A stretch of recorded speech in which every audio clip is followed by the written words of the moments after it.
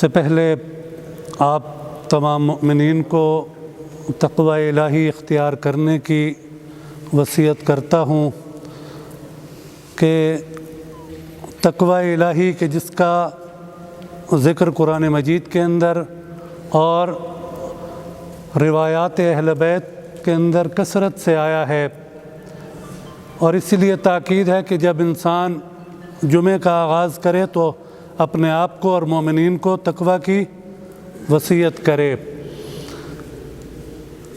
تقوی کا جو مادہ اور جس لفظ سے یہ لیا گیا ہے، اصل وقایہ کا معنی ہے پرہیز کرنا۔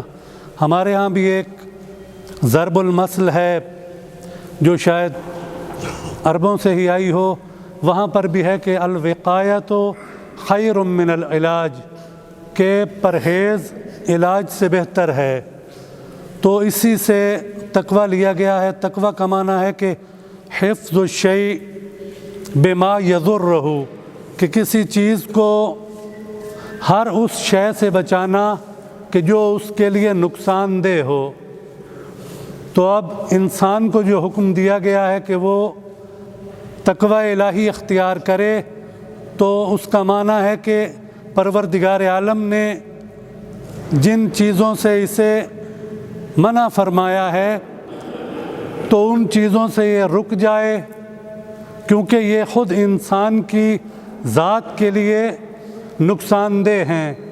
تو جب انسان ان چیزوں سے کہ جن سے پروردگار عالم نے رکنے کا حکم دیا ہے رک جاتا ہے، تو اسے کیا کہتے ہیں کہ اس شخص نے تقوی الہی کو اختیار کیا ہے۔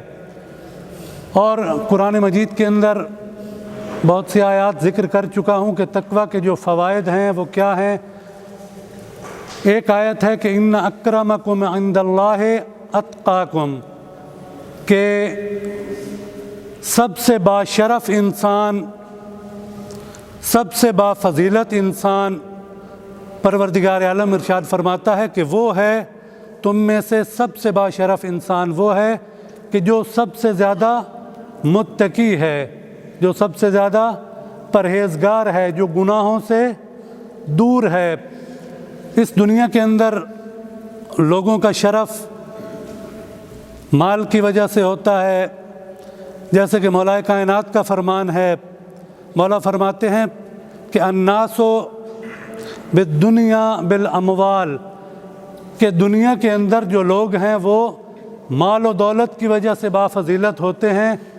وفی الآخرۃ بالاعمال، اور آخرت میں بافضیلت وہ ہوگا کہ جس کے پاس اعمال ہوں گے، یعنی جس نے اس دنیا میں تقوی الہی اختیار کیا ہوگا تو قیامت والے دن مکرم اور باشرف انسان وہ ہوگا۔ ایک دفعہ درود پڑھیں محمد و آل محمد پر۔ اللہ